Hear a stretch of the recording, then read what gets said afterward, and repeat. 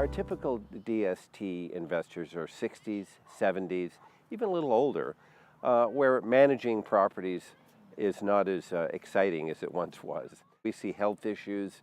We see spouses that don't want to leave their spouses with 2, 3, 5 properties because that was their interest, not their spouse's. Or we don't want a lot of accidental ownership, properties going to beneficiaries that have no interest in managing property. Many property investors have done a few 1031 exchanges in their day, so they understand that if you just sell your property without doing a 1031 exchange, then you are subject to capital gains tax and state tax, and they're depending on where you live, but it can be substantial. The 1031 exchange has been around for decades and decades and modified over time, and in the 90s they expanded the like-kind definition, but basically you can sell your investment property for equal or greater value and equal or greater debt and have a totally tax-deferred exchange. So I get too many calls during the month about, I just sold my property and I learned about a DST. Can I do a 1031 exchange now? Nope, too late. Once your escrow company closes and you take possession of those funds, if you don't have a 1031 exchange account linked to your escrow, that's it, it's too late. The question we get most often is, why didn't my realtor tell me about this? And in all fairness, realtors aren't that familiar with syndicated programs.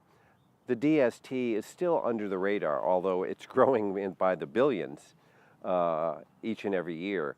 It is still under the radar in, by National Association of Realtors standards in the trillions in transactions. So, but it is important for realtors to know because you have this huge group of baby boomers that own all this investment property, and many of them want out. They want exit strategies.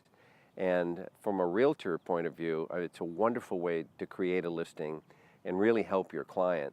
Because selling a property and buying yet another property somewhere else is not really going to be that exciting to this type of investor. They want to get in retirement mode, and DSTs are one of the primary ways to do that. And so I think as more realtors become aware of the DST option, they're going to see that it's going to create a lot of listings for them.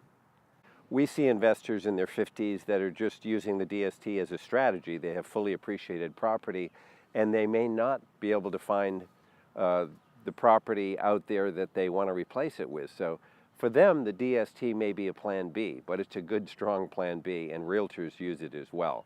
You may have a listing on a property and an escrow that's close to closing, and your buy side may be have fallen through, so the DST is always there. I did a lot of real estate trusts in the 90s, and so when the laws came into effect, the ruling on like kind and the IRS ruling for DSTs in 2004, I was well positioned, so I was really one of the first in the country to get involved in a large scale, and so we've done hundreds and hundreds of transactions, and you know what they say, when you do something frequently, you tend to do it better. So if you're going to find an investment person that has done DSTs, make sure they've done a lot of them, because there's a lot of moving parts, and a lot of financial people do not speak necessarily the language of investment real estate folks, and are not familiar with the escrow and the moving parts. So